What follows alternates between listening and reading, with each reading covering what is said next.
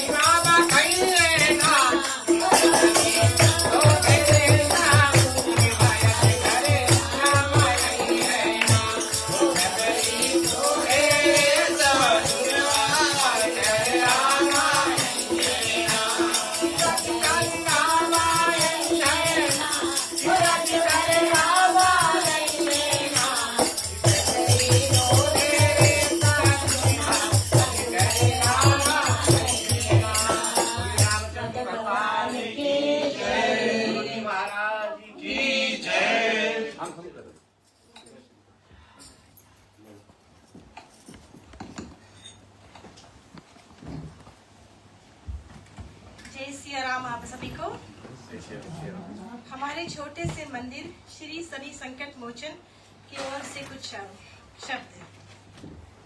हमारा मंदिर आकार में भले ही छोटा है हो, लेकिन श्रद्धा और सेवा में विशाल है। ईश्वर की कृपा और हमारे श्रद्धालु भक्तों के अटूट आस्था के साथ हम निरंतर अनेक धार्मिक और आध्यात्मिक कार्य पूरे संपूर्ण से साथ करते हैं। जैसे कि हर मंगलवार को हम सुंदरकांड का पाठ करते हैं, जिससे सभी के जीवन में शक्ति, शांति और सकारात्मक ऊर्जा का संचार हो। सभी प्रमुख त्योहारों का उत्सव नवरात्रि से लेकर दीपावली, महाशिवरात्रि से लेकर अष्टमी, रामनवमी, तुलसी विवाह और श्री सीताराम विवाह, हर पर्व को हम पूर्ण विधि विधान से मिलकर मनाते हैं। पुराणों का पाठ, अब तक हम 18 में से 15 पुराणों का संपूर्ण पाठ कर चुके हैं। पिछले महीने भी हमने श्री ब्रह्म पुराण की कथा श्रवण किए। साप्ताहिक सुंदरकांड पाठ तो होता ही है, उसके पश्चात दो और सुंदरकांड पाठ होता है। प्रत्येक मंगलवार और शनिवार को सुंदरकांड से हवन आहुति की जाती है, जो सभी कल्याण के लिए समृद्ध होती है। मंदिर चाहे छोटा हो, पर हमारे भक्तों की श्रद्धा आसीन और अमूल्य है। यही प्रेम और सहयोग हमारी आध्यात्मिक ज्योति और प्रज्वलित रखता है। हम आप सभी से आग्रह करते हैं कि आइए इस दिव्य वातावरण को अनुभव कीजिए और हमारे छोटे से परिवार का हिस्सा बनिए। भक्ति की यह परंपरा सदैव बनी रहे, इसी शुभकामना के साथ मंदिर के सारे समिति के तरफ से हम सब आभारी है आचार्य जी के, जो गुजरात से हमारे कल्याण के लिए सिडनी पधारे। आपको कोटि कोटि प्रणाम और आपके आगे की यात्रा भी मंगल में हो। इसके साथ आचार्य जी को आग्रह करते हैं कि आज की कथा आगे बढ़ाएं। धन्यवाद।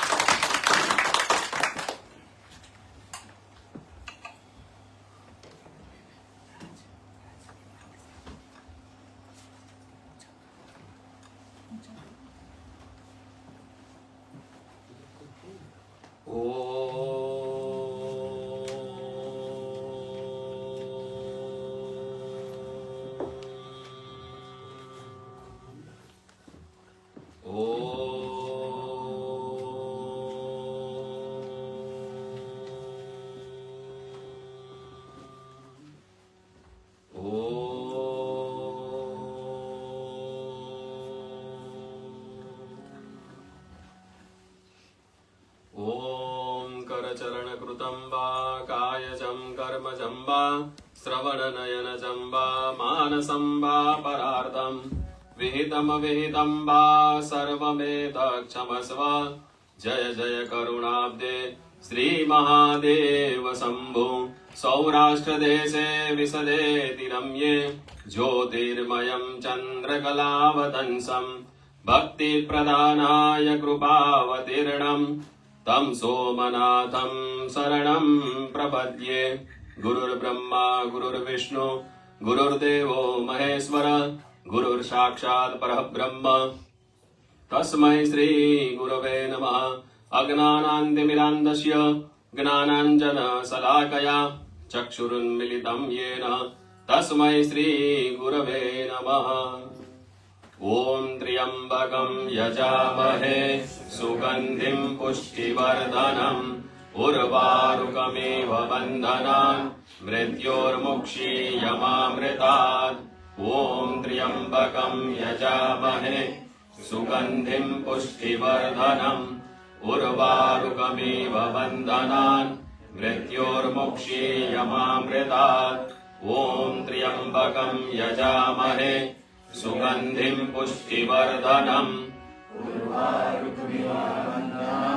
मृत्योर्मुक्षीयमामृतात्। ॐ त्र्यम्बकं यजामहे सुगन्धिं पुष्टिवर्धनम् उर्वारुकमिव बन्धनान् मृत्योर्मुक्षीयमामृतात्। ॐ त्र्यम्बकं यजामहे सुगन्धिं पुष्टिवर्धनम् उर्वारुकमिव बन्धनान् मृत्योर्मुक्षीयमामृतात्। ॐ त्र्यम्बकं यजामहे सुगन्धिं पुष्टिवर्धनम् उर्वारुकमिव बन्धनान् मृत्योर्मुक्षीयमामृतात्। ॐ सोमनाथ महादेव की जय। हनुमान जी महाराज की जय। जय सोमनाथ। आज हम भगवान शिव जी के बारे में तो आज असंख्य कथाएं होती है और भगवान का गुणानुवाद करते हैं, लेकिन आज हम भगवान शिव तत्व को गुरु के रूप में जानेंगे, क्योंकि आने वाला कल गुरु पूर्णिमा का दिन है। बहुत बड़ा उत्सव हमारे हिंदुइज्म के हिसाब से माना जाता है और बहुत सारे लोग हैं ऐसे जो हमारे जीवन में गुरु तुल्य है। किसी को हम गुरु तुल्य मानते हैं और किसी को हम गुरु स्वयं मानते हैं, है ना। हर एक गुरु नहीं बन सकता, लेकिन गुरु तुल्य बना सकते हैं। तो आने वाले कल की जो उत्सव है, उस उत्सव के अंतर्गत आज हम भगवान शिव वो गुरु पद पे अगर बैठते हैं तो हमारे जीवन में क्या हो सकता है। अगर उनको हम गुरु बनाते हैं तो हमारे जीवन में क्या उपलब्धि आ सकती है। इस चीज को अगर हम समझे, हमारे जीवन में उतारे, तो हमारा जीवन जो है, जो भगवान ने जन्म दिया है वो इसीलिए दिया है कि आप इस जीवन में आए हो तो इस जीवन को इस तरह से जी के जाओ कि जब आप यहाँ से जाए तो लोग आपको याद करें। क्योंकि याद करने के प्रकार दो प्रकार के हैं, एक अच्छी तरह भी याद किया जाता है और एक दूसरी तरह से भी याद किया जाता है। तो जब हम अपने आप को, स्वयं को, जीवन हमारा ऐसा हो गया है कि हम दुनिया बदलना चाहते हैं, स्वयं को बदलना नहीं चाहते हैं कि मेरी दुनिया बदल जाए, मेरे आसपास का वातावरण बदल जाए, जो मैं चाहता हूं ऐसा हो जाए। लेकिन हम स्वयं को कभी ऐसा नहीं सोचते कि मैं स्वयं को बदलूं ताकि मैं उनके जैसा हो जाऊं, और जब मैं उनके जैसा हो जाऊंगा तो वो भी मेरे जैसे हो जाएंगे, दुनिया बदल जाएगी। लेकिन ये जो सोच, ये जो मानसिक स्थिति है, इसके लिए हम बहुत संघर्ष करते हैं, क्योंकि हमारा जीवन संघर्ष के बिना नहीं चलता। और जीवन की जो यात्रा है वो यात्रा संघर्ष के बिना कभी पूरी नहीं होगी। अब चाहे वो भगवान है, चाहे वो ऋषि है, चाहे वो मानव है, चाहे वो राक्षस है, दुनिया में कोई भी जीव है, उसके जीवन में अगर संघर्ष नहीं है तो उसकी यात्रा कभी संपन्न होती नहीं है। और भगवान जो उस यात्रा में संघर्ष देते हैं तो उस संघर्ष को देने के पीछे आपका कुछ भला है, आपके लिए कुछ अच्छा है। लेकिन समय और संजोग हम उस स्थिति को समझ नहीं पाते हैं, उस संघर्ष को हम इतनी तरह हमारे अंदर बुरी तरह प्रभावित कर देते हैं कि हम उस संघर्ष से हमारे जीवन को खराब कर देते हैं, हमें कुछ समझ नहीं आता।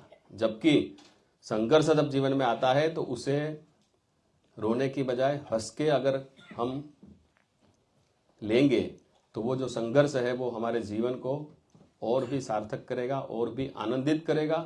और जो व्यवस्थाएं, जो हम इच्छाएं प्रकट करते हैं वो सब इच्छाएं परिपूर्ण करता है, लेकिन हम उस संघर्ष को समझ नहीं पाते हैं। तो आज हम भगवान शिव जो आदि गुरु है, इस संसार के सबसे बड़े गुरु हैं और परब्रह्म है, और जिसे हम भोलेनाथ के रूप में जानते हैं, सदाशिव के रूप में जानते हैं, महादेव के रूप में जानते हैं, देवाधिदेव के रूप में जानते हैं, देवाधिदेव इसलिए बोला जाता है क्योंकि ये देवों के देव हैं और इनके जैसा देव कोई नहीं है। और अन्य देवों में भेद करने की जरूरत नहीं है, क्योंकि जितने भी देवता है वो सब इनके स्वरूप ही है।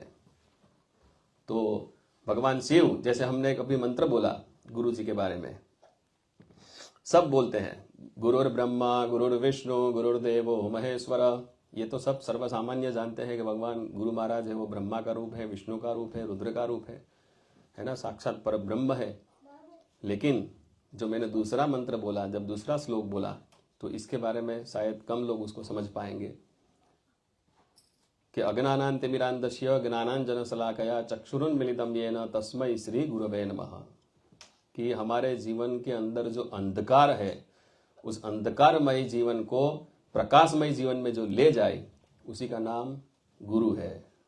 और वो साक्षात गुरु, उसकी एक श्लोक और भी है जो मैं आपके सामने रखना चाहूँगा। क्योंकि आजकल क्या है ना, हम जीवन में बहुत सारे गुरुओं को मिलते हैं, लेकिन मैं आपको गुरुओं से मिलाना नहीं चाहता हूँ, मैं आपको सदगुरु से मिलाना चाहता हूँ, है ना।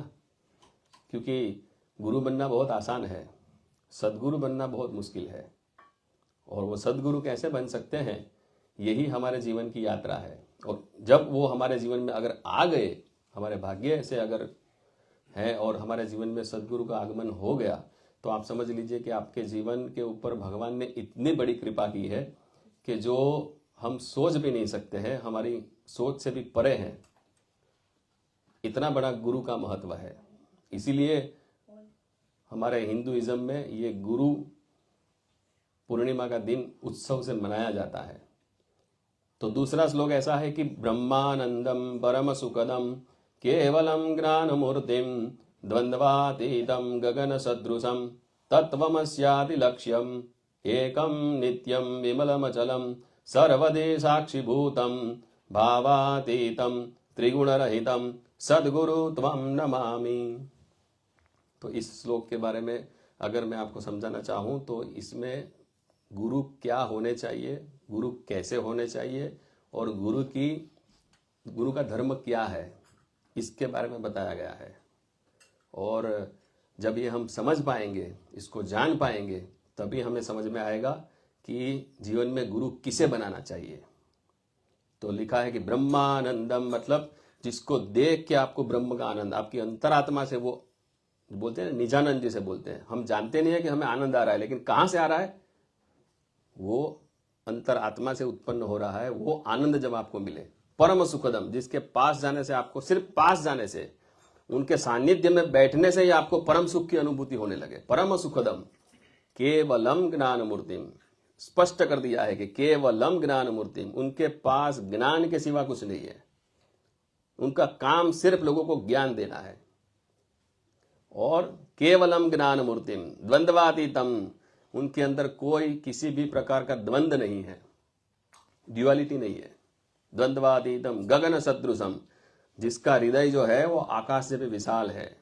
वो कब हो सकता है कि आकाश जैसा विशाल हृदय, मतलब ये कहना चाहते हैं कि जब आप, अब थोड़ा सा मैं आपसे ऊपर बैठा हूं, ठीक है, यहां से थोड़ा अगर ऊपर जाएंगे तो नीचे कैसा लगेगा, इससे थोड़ा ऊपर जाएंगे, 10 माले पे चढ़ जाएंगे तो नीचे कैसा लगेगा, है ना, देखने में फर्क पड़ने लगेगा। जो इंसान अभी बड़ा दिख रहा है, मेरे जैसा दिख रहा है, जब ऊपर जाऊंगा तो थोड़ा छोटा दिखेगा, इससे भी ऊपर जाएंगे तो इससे भी छोटा दिखेगा। और जब एक हम एरोप्लेन में बैठ गए और जब हम नीचे देखते हैं तो पूरी दुनिया कैसी लगती है, एक समान, ना कोई ऊपर, कोई बिल्डिंग ऊंचा नहीं दिखेगा, ना कोई नीचा दिखेगा, एक समान जब दिखने लगे तो भगवान गुरु जो है ना, वो यही समझ जरूरी है कि जब आप धीरे धीरे ऊपर चढ़ने लगोगे, तुम्हारा स्थान जब ऊपर जाएगा, तुम्हारा स्टेटस जब बढ़ेगा, चाहे आप कंपनी में हो, चाहे अपने जॉब में हो, चाहे दुनिया में कोई भी कोने में हो, क्योंकि इंसान आगे बढ़ने के लिए जीवन जी रहा है, अपने आप को ऊपर चढ़ाने के लिए जीवन जी रहा है, नीचे जाने के लिए कोई नहीं जी रहा। तो जब आप धीरे धीरे धीरे आप ऊपर जा रहे हो, तो ऊपर जब चढ़ोगे तो सब आपके लिए समान हो जाएंगे। क्या हो जाएंगे, एक समान, ना कोई ऊंचा दिखेगा ना कोई नीचा, है ना, चाहे फिर वो 100 माले की बिल्डिंग हो, लेकिन एक समान दिखेगी, ऊपर से आपको सब समान दिखेगा। तो कहने का मतलब यह है कि गुरु आकाश जैसा हृदय विशाल जिसका हो जाता है, उसके लिए सब समान हो जाते हैं। उसके सामने कोई ऊंचा नहीं है, कोई नीचा नहीं है, कोई पैसे वाला नहीं है, कोई गरीब नहीं है ना। जब ये स्थिति गुरु की होगी तब वो गुरु लायक बनता है। तो गगन सदृशम, जिसका हृदय आकाश जैसा विशाल हो, जिसके लिए लोग सब समान है। गगन सदृशम तत्वमस्यादि लक्ष्यम, जिनका लक्ष्य है लोगों को सिर्फ और सिर्फ ज्ञान देना। तत्वमस्यादि लक्ष्यम एकम नित्यम विमलम अचलम। जब भी जाओ आप गुरु को देखोगे तो एक समान दिखेगा। आपके सामने कुछ अलग हो, इनके सामने कुछ अलग है, इनके सामने कुछ अलग है, वो कभी गुरु नहीं हो सकते। जब भी जाओगे तो एक ही मुद्रा में होंगे, प्रसन्न वदनम। जब भी जाओगे एक प्रसन्न मुद्रा दिखेगी, और जब जाने के बाद परम सुख की अनुभूति होगी। एकम नित्यम, नित्य है। जब भी मन किया बात कर ली,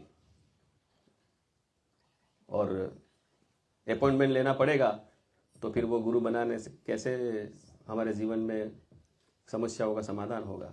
समस्या आई है और गुरु जी के पास जाएंगे तो गुरु जी तो बिजी है, अपॉइंटमेंट देनी पड़ेगी तब होगा, और उसमें भी इतने सारे लोग होंगे कि बात भी नहीं कर पाएंगे, संकोच हो जाएगा।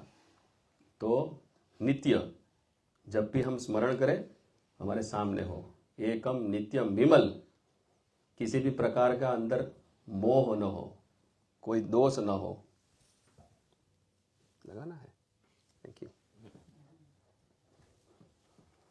किसी भी प्रकार का मोह उत्पन्न न हो। विमलम अचलम, और अचल, एक बार बोल दिया और आपके साथ खड़े हो गए तो बात खत्म हो गई। किसी दुनिया की कोई भी शक्ति सामने आ जाए तो नहीं, मेरा शिष्य है, मैं इसका साथ नहीं छोड़ सकता। अचल, ऐसे गुरु अगर जीवन में मिले तो लास्ट में बोला है एकम नित्यम विमलम अचलम सर्वधा साक्षी भूतम। कहीं भी जाओगे आपके साक्षी में रहेंगे, आपको याद आएगा उनका जो उनकी जो बताई गई बातें हैं, उनकी दी हुई दीक्षाएं हैं, उनके दिया हुआ जो ज्ञान है, वो आपको स्मरण होता रहेगा। तो साक्षी रूप रहते हैं कहीं भी जाते हैं तो। सर्वदा साक्षी भूतम भावातीतम त्रिगुण रहितम सदगुरु त्वम नमामि। ऐसे गुरु अगर जीवन में प्राप्त हो जाए तो इसे बोलते हैं सदगुरु। हमारे जीवन में हमारा 2 प्रकार से जन्म होता है। एक जन्म होता है माँ के गर्भ से, और दूसरा जन्म होता है गुरु के पास जाने से। माँ के गर्भ से जब जन्म मिलेगा तो क्या मिलेगा? सबसे पहले देह मिलेगा, और गुरु के पास जाएंगे तो क्या मिलेगा? दीक्षा मिलेगी। जब माँ के गर्भ से जन्म हुआ, देह मिला, तो सबसे पहले क्या कराएंगे? रुलाओ इसको, रोना पड़ेगा। बच्चे का जन्म होता है तो बोले इसको रुलाओ, अगर रोएगा नहीं तो फिर ये पता नहीं क्या होगा। तो रुदन, माँ के गर्भ में जन्म मिलने से, शरीर मिलने से रुदन होता है, और गुरु के पास जाने से दीक्षा मिलती है, और गुरु बोलते हैं कि इसका रटन करते रहना। एक रुदन और एक रटन। और जो देह की यात्रा है वो हमको ले जाती है मृत्यु तक, क्योंकि शरीर मिला है तो नाश तो होना है। तो जब गर्भ से जन्म होगा, देह मिलेगा, रुदन होगा, तो अंत में जाना है मृत्यु की शैया पे। और दीक्षा, गुरु के पास गए, दीक्षा मिली, रटन किया, तो वो ले जाएगा मोक्ष की तरफ। तो ये हमारे दो प्रकार के जन्म होते हैं। और जब इस जन्म को हम जान ले, समझ ले, तो हमारा जीवन जो है वो एक, भगवान भी सोचेगा कि मैंने इसको जन्म दिया, अच्छा किया, है ना। क्योंकि भगवान ने जन्म इसीलिए दिया है कि कुछ जीवन में ऐसा करके जाए कि प्रेरणादायक होके जाए। तो इसीलिए जब हमारे इस प्रकार के दो जन्म हैं, और बहुत सारे लोग ऐसे हैं जो आज भी सोचते हैं कि हमें कोई ऐसा सदगुरु मिल जाए, लेकिन जब सदगुरु नहीं मिलते हैं, और इसके लिए मैंने कहावत भी बोली थी कि जब ऐसे गुरु नहीं मिलते हैं, मैंने बोला गुरु तो बहुत मिल जाएंगे। तो इसकी डेफिनेशन जो है वो क्या है कि लालची गुरु लोभी चेला, दोनों नरक में ठेलम ठेला, ये उनकी डेफिनेशन है। इसलिए गुरु मिलेंगे, लेकिन सदगुरु मिलना बहुत भाग्य की बात होती है, और सदगुरु के लिए ही हमें भागम भाग करनी है। उनके लिए ही हमें ये अंदर से, जब आपके अंदर तड़प आएगी किसी भी चीज के लिए, जब तक तड़प नहीं आएगी तब तक आपको वो चीज प्राप्त नहीं होगी। अब चाहे वो आप जॉब के लिए भी भागना तो पड़ेगा, तड़प आएगी, पैसों के लिए भी भागना तो पड़ेगा, वो अंदर से तड़प होती है। तो जिस तरह से आपके अंदर वो तड़प गुरु के लिए नहीं आएगी, तो आपको सदगुरु मिलना भी मुश्किल है, नहीं मिलेगा। मिलेंगे बहुत सारे गुरु, सदगुरु नहीं मिलेगा। तो जब तक वो अंदर से तड़प नहीं है, तब तक परमात्मा भी नहीं मिलता है। और आत्मा की जो तड़प है वो परमात्मा के लिए जब हो जाएगी, तो उससे बड़ा सदगुरु तो कोई है नहीं। तो इसीलिए मैं बोलता हूं कि अगर, क्योंकि आज के ज़माने में ना गुरु आज बहुत आसान हो गया है। पहले के समय में गुरु के लिए कुछ विधि विधान होते थे, कुछ परख होती थी, कुछ उसका लोगों को समझाने का तरीका होता था, दीक्षा देने का तरीका होता था, विधि विधान होता था, परंपराएं होती थी। लेकिन आज थोड़ा भगवान की कृपा से बहुत इजी हो गया है ना। कोई भी किसी को भी गुरु बना सकता है, कोई भी किसी को दीक्षा दे सकता है, और सब इजी हो गया। लेकिन हकीकत यह है कि दीक्षा ऐसे दी नहीं जाती है, और सबको गुरु बनाया नहीं जाता है। और जब दीक्षा लेना ही चाहते हो तो पहले अपने आप को उस पात्रता बनाओ कि हम दीक्षा ले पाए। और गुरु को भी ऐसी परीक्षा करके, गुरु की भी परीक्षा की जाती है। ऐसे ही गुरु किसी को नहीं बनाया जाता है। जैसे पहले के समय में गुरु बनाए जाते थे तो उनकी परीक्षा होती थी, इनके बिना गुरु भी नहीं बनाया जाता था।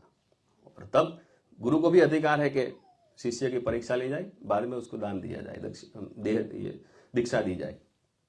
तो गुरु कैसे अपने आप में, स्वयं में बलवान है। आपके जैसे हम, बहुत सारे लोग ऐसे होते हैं कि हमारे में बोलते हैं कि अगर आप हमारे पैर छूते हो, है ना, तो हमारी जो की हुई उपासना है, वो उपासना का जो बनाया बैलेंस है वो आपके ऊपर थोड़ा बहुत चला जाएगा, तो वो बैलेंस कम होता जाता है। तो सोच लीजिए कि जो गुरु आपके लिए इतना कुछ करता है तो उसका कैसा बैलेंस होगा। जब तक उसका खुद का बैलेंस नहीं है तो आपका बैलेंस कैसे बना पाएंगे? आपके जीवन में क्या वो प्रगति ला पाएंगे, या आपको कौन सा रास्ता सही दिखा पाएंगे? और जब हमारे तो ब्राह्मणों में तो ऐसा होता है कि जब हमें दीक्षा दी जाती है, जब हमारा जनेऊ धारण होता है, तो विधि विधान में जब दीक्षा दी जाती है तो पूरी तरह से उसको कवर कर देते हैं, मतलब धोती लगा के और कान में उसको दीक्षा देते हैं। और दीक्षा देने के बाद उच्चारण होना होता है कि ओम, तो शिष्य बोलेगा स्वस्ति, तब जाके मैंने आपको दीक्षा दी, मैंने दीक्षा ग्रहण करी। जब तक ये नहीं होगा तो वो दीक्षा का ग्रहण भी नहीं होता। और आपके सामने में खुलेआम गुरु दीक्षा, गुरु मंत्र का मतलब क्या है कि गुरु ने जो मंत्र दिया है ना वो रहस्यमय है, मैं इनको दिया, किसी को भी पता नहीं है कि मुझे कौन सा मंत्र दिया है। इसीलिए गुप्त होता है, इसीलिए गुप्तता से दिया जाता है। अभी मैं जोर से बोल दूंगा ओम नमः शिवाय, आप सब बोल दो ओम नमः शिवाय, दीक्षा मिल गई, ऐसे थोड़ी दीक्षा मिलती है। ये दीक्षा का प्रकार थोड़ी है। और ये दीक्षा तब तो जब आपका गुरु मंत्र दूसरा कोई जान जाएगा तो वो गुरु मंत्र कैसा? गुरु मंत्र की जो रहस्य है वो यही तो है कि मेरे गुरु ने मुझे क्या दीक्षा दी है वो मेरे सिवा कोई नहीं जानता। तभी तो आप हरेक शिष्य को गुरु ने अपने हिसाब से जो दिया है उसका रीजन यही है कि मैं ओम नमः शिवाय के लायक हूं तो मुझे ओम नमः शिवाय ही मिलेगा। ओम नमो भगवते वासुदेवाय के लायक है तो उनको वही मिलेगा, क्योंकि 5 अक्षर, फिर 12 अक्षर, फिर लंबा लंबा मंत्र बाद में मिलेगा ना, कि याद रहने की शक्ति तो होनी चाहिए। ये फॉर एग्जाम्पल। तो इसी तरह से हमें वो पात्र तभी बन सकते हैं जब हमारे अंदर वो है। तो सब कॉमन नहीं हो सकते। आप सब में बैठे हैं, हम सब लोग में कोई कॉमन नहीं है, सबका अपना अपना अपना अस्तित्व है, सबकी अपनी अपनी सोच है। तो मैं एक साथ सबको कैसे दीक्षा दे सकता हूं, ये कोई आधारभूत नहीं है। हाँ, मैं आपको उपदेश दे सकता हूं, है ना, कि आप ये मंत्र का जाप करो, इससे आपके जीवन में ये होगा। लेकिन दीक्षा देना, इसके लिए परंपराएं दी गई है, शास्त्र दिया गया है, और दीक्षा देने के बाद उसका आचरण करना। आज दीक्षा तो दे देते हैं, लेकिन दीक्षा देने के बाद वो शिष्य कैसे उस दीक्षा को पढ़ता है, रटन करता है, उसके ऊपर भी गुरु का ध्यान होता है। तब जाके वो गुरु और शिष्य दोनों को फलदायक होता है। जैसे गुरु शिष्य को ले जाता है ना अपनी यात्रा में आगे, और शिष्य का जीवन भविष्य उज्जवल बना देता है, इसी तरह से शिष्य के ऊपर भी वो जिम्मेदारी होती है कि वो गुरु का भी जीवन उज्जवल बनाए। बाकी शिष्य बनने के बाद गुरु को भी बदनाम किया जाता है। तो इसीलिए बोलते हैं कि शिष्य भी चुनने के लिए देखना पड़ता है कि वो लायक है कि नहीं। तो गुरु परंपरा को इसीलिए इतना महत्व दिया गया है कि हमारे जन्म से लेके ही उसका इतना बड़ा महत्व है। जन्म से ही हमारे माता पिता गुरु है। जैसे ही आप आगे बढ़ोगे, गुरुकुल में गुरुकुल परंपरा थी, गुरुकुल में गए तो जो गुरु महाराज है, जिनका चुनाव हुआ है, जिनके पास हमारे माता पिता ने सोच समझ के भेजा है, वो हमारे गुरु बनते थे। और गुरु इतना ध्यान रखते थे कि माँ बाप से भी श्रेष्ठ ध्यान रखते थे। और एक हमारे में उक्ति भी है कि पिता जो है वो पुत्र को दीक्षा नहीं दे पाएगा। क्यों नहीं दे पाएगा? क्योंकि उसके अंदर प्रेम होता है। अगर वो गलत करेगा ना तो वो उसको ज़्यादा बोल नहीं पाएगा, प्रेम से समझाएगा, धीरे से समझाएगा, है ना, ताड़न नहीं कर पाएगा। और नियम अनुसार ऐसा है कि पिता को 16 साल की उम्र तक 10 से 16 के बीच में बच्चे को ताड़न करना चाहिए। मारने का बोला है कि मारना चाहिए, ताकि आप उसको प्रॉपर जगह पे ले जाओगे। अगर इसमें भी आपने लालन पालन करके उसको, तो कभी वो, इसीलिए आजकल जो घटनाएं होती है ना, माता पिता को बच्चे ध्यान नहीं देते हैं ना, इसका रीज़न यही है। पहले के समय में ये होता था कि सीधा माँ बाप से सीधे गुरु के पास जाते थे, और गुरु उनको ये ज्ञान देता था, पहले ये समझाता था कि तुम्हारे माता पिता कौन है, तुम्हारे सबसे पहले गुरु वो है, वो फर्ज क्या है वो सिखाते थे। और आप सब में मुझे लगता है बहुत सारे लोग ऐसे होंगे, हम सब जानते हैं कि भगवान गणेश जी कौन है ना, लेकिन गणेश जी के पीछे कितने सारे देवता हैं। हम सुनते हैं कि 33 करोड़ देवता है, लेकिन भगवान गणेश जी ही पहले क्यों पूजा में? इतने सारे देवता में सबसे पहला उनको ही क्यों स्थान? तो कौन सी ऐसी अंदर उनके अंदर वो एनर्जी से, वो पावर से, या उनकी आध्यात्मिक जीवन, या ऐसा क्या ज्ञान है उनके अंदर जो उनको पहला स्थान मिला? तो अगर इस चीज को डीपली समझने जाएंगे, ध्यान देंगे, तो आपको समझ में आएगा कि क्या उनकी विशेषता है। और विशेषता मतलब, आप दर्शन तो बहुत करते हैं हम भगवान गणेश जी के, मूर्ति तो हम बहुत देखते हैं, सुंदर मूर्ति है, कितने अच्छे लग रहे हैं, लेकिन इनके पीछे का रहस्य जब हम समझना शुरू करेंगे तब हमें समझ में आएगा कि 4 हाथ क्यों है, 2 इतने बड़े बड़े कान क्यों है, आंख इतनी छोटी क्यों है, नाक इतना बड़ा क्यों है। इसके पीछे सब रहस्य बैठे हैं। जब तक इस रहस्य को नहीं जानते तब तक हम भगवान को नहीं समझ पाएंगे। तो भगवान गणेश जी को पहला, ये मैं जो बताना चाहता हूँ इसलिए बताना चाहता हूँ क्योंकि वो कहीं ना कहीं गुरु से कनेक्ट है, दीक्षा से कनेक्ट है, इसीलिए बताना चाहता हूँ। और जब भगवान गणेश जी कैसे उनका जन्म हुआ कि माता पार्वती को वरदान था और उन्होंने अपने शरीर से मैल निकाला, इस मैल का पुतला बनाया और पुतले को सजीवन किया, उसका नाम रखा गणेश। ये भगवान गणेश जी का जन्म है। और जब रख दिया तो उन्होंने बोल दिया कि मैं अब स्नान करने जा रही हूं, किसी को अंदर नहीं आने देना। और भगवान महादेव आ गए। अब उनको तो पता नहीं था और इनको भी पता नहीं था कि ये कौन है। तो द्वंद्व युद्ध शुरू हुआ कि मैं आपको अंदर नहीं जाने दूंगा। तो महादेव ने कहा कि तुम मुझे मत रोको, मैं अंदर जा सकता हूं, चाहे कुछ भी हो जाए, लेकिन आप अंदर नहीं जा सकते। तो ये द्वंद्व युद्ध हुआ। धीरे धीरे करके वो युद्ध ऐसा हुआ कि भगवान शिव क्रोधी हो गए और उन्होंने मस्तक काट दिया। जब मस्तक काट दिया और माता बाहर आई और देखा, ओ मेरे पुत्र को किसी ने मार दिया। तो जब क्रोध उत्पन्न हुआ, वो जो क्रोध उत्पन्न हुआ, बहुत सारे कम लोगों को ध्यान में होगा कि उस क्रोध से पूरी सृष्टि में प्रलय होना शुरू हो गया।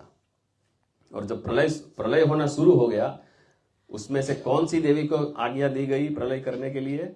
महाकाली को। माता रानी के 9 दुर्गा का स्वरूप आ गया और उसमें से महाकाली को कहा कि आप पूरी सृष्टि में प्रलय कर दो। अब भगवान ने कहा कि अगर इसको शांत नहीं किया तो पूरी सृष्टि खत्म हो जाएगी। फिर भगवान से कहा कि अगर मेरे पुत्र को आप जीवित नहीं करोगे तो ये पूरी सृष्टि को मैं प्रलय कर दूंगी।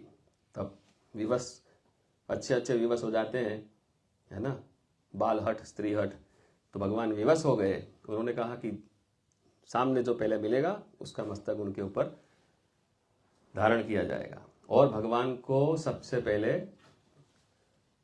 हाथी का मस्तक बिठाया गया। अब जब हाथी का मस्तक बिठा दिया तो शरीर है वो मनुष्य का है और ऊपर से मस्तक जो है हाथी का है। तो देखने में विचित्र था कि ये क्या है, मतलब कभी देखा नहीं ऐसा, तो ये क्या है। तो लोग अब जैसे सब बैठे हैं तो सब हंसने लगते हैं। जब कोई जोकर को देख लेते हैं तो ऐसा हो जाता है। तो जब गणेश जी को देखा तो सब देवता थोड़े हंसने लगे और कहने लगे कि देखो कैसा लग रहा है। तो माँ के लिए बेटा पागल हो, मूर्ख हो, जैसा भी हो, लेकिन बेटा बेटा होता है। माँ के लिए अगर कोई बेटे को कुछ भी बोलेगा तो उसे सहन नहीं होगा। तब भगवान से कहा कि ये सब देवता मेरे बच्चे के ऊपर ऐसे। तब भगवान ने वरदान दिया कि जितने देवता इनके ऊपर हंसते हैं, जब तक इनकी पहली पूजा नहीं करेंगे तो इनका पूजा का स्वीकार नहीं होगा। ये एक बात। दूसरी बात क्या है, सबसे बड़ा जो इसके डीप में है वो ये है कि जब भगवान ने मस्तक काट दिया तो वहां सीखने वाली चीज क्या है? भगवान गणेश जी चाहते तो उनको जाने देते, है ना, अपने आप को बचा लेते। लेकिन वहां सीखना यही है कि हमारे जीवन में हमारी फर्ज क्या है, किसके लिए? हमारे माता पिता के लिए। ड्यूटी, अपनी ड्यूटी के लिए अपना मस्तक कटवा दिया। माँ ने बोला है कि अंदर किसी को नहीं जाना, बात खत्म हो गई। दुनिया का कोई भी इंसान आए, दुनिया का भगवान भी आ जाए, अंदर कोई नहीं जा सकता। ये होता है फर्ज, ये होती है ड्यूटी। ये समझाने के लिए ही भगवान गणेश जी की ये सब लीलाएं हैं। ये मर्म को जानना ही महत्व की बात है। ये मर्म तो जब तक नहीं जानेंगे तब तक तो हम उनको पूजा तो करते ही हैं, लेकिन जो भाव उत्पन्न होना चाहिए उनके लिए, वो भाव कहीं ना कहीं उत्पन्न नहीं होगा। तब उनको ये स्थान मिला है। और दूसरी बार जब शादी की उम्र हो गई तो बोले हमारी शादी। तो ये सब जानते हैं कि कार्तिक भगवान और गणेश जी को बोला गया कि जो पृथ्वी के प्रदक्षिणा करके पहले आएगा उसकी सबसे पहले शादी होगी। तो उस समय में भी विमान था। कार्तिक भगवान निकल गए अपने विमान को लेके और भगवान गणेश जी ने क्या किया? स्नान ध्यान करके माता पिता के साथ प्रदक्षिणा कर ली, चरणामृत ले लिया और बोल दिया कि मेरी की पृथ्वी की प्रदक्षिणा हो गई। तो मातृभक्त और पितृभक्त हैं, इसीलिए उनको पहला स्थान मिला। बाकी तो देवता बहुत है, इससे भी पावरफुल, इससे भी शक्तिशाली देवताएं हैं, लेकिन ये जो गुणधर्म है ना जीवन के, ये ही जीवन में इंसान को आगे ले जाते हैं और इसी को हमें जीवन में उतारना है। तो इसीलिए मातृभक्त और पितृभक्त हुए, तो इसीलिए भगवान गणेश जी को पहला स्थान मिल गया। अब पहला स्थान तो मिल गया, लेकिन इसके पीछे और भी ऐसे रहस्य हैं। अब जो माता पिता जब आपको कुछ देते हैं ना तो वो सोच समझ के देते हैं। वो हम आज के जमाने में एक्सेप्ट नहीं करते हैं, क्योंकि हमारी भी खुद एक मॉडर्न जमाना हो गया, हमारी सोच हो गई, फ्रीडम मिल गया। तो अब सोच वो हो गई कि जो दुनिया दिखाती है, लेकिन घर के लोग दिखाते हैं, वो सोच हमें समझ में नहीं आती। हमारे परिवार के, हमारे माता पिता जो हमें सिखाते हैं वो हम ध्यान में नहीं लेते कभी। तो फिर गुरु का तो कहाँ से ध्यान में लेंगे जब माता पिता कोई नहीं मानते हैं? तो पहली शिक्षा तो गुरु घर से शुरू होती है। तो इसीलिए माता पिता को गुरु का स्थान दिया गया। और जब भगवान गणेश जी को शादी की उम्र शादी करा दी तो 2 पत्नियां आई। क्या नाम है? रिद्धि और सिद्धि। और उनके 4 हाथ है। जब 2 पत्नी आ गई तो 4 हाथ हो गए। 4 हाथ है तो पहले हाथ में क्या है? पास, दूसरे हाथ में क्या है? अंकुश, तीसरे हाथ में क्या है? कमल, और चौथे हाथ में है लड्डू।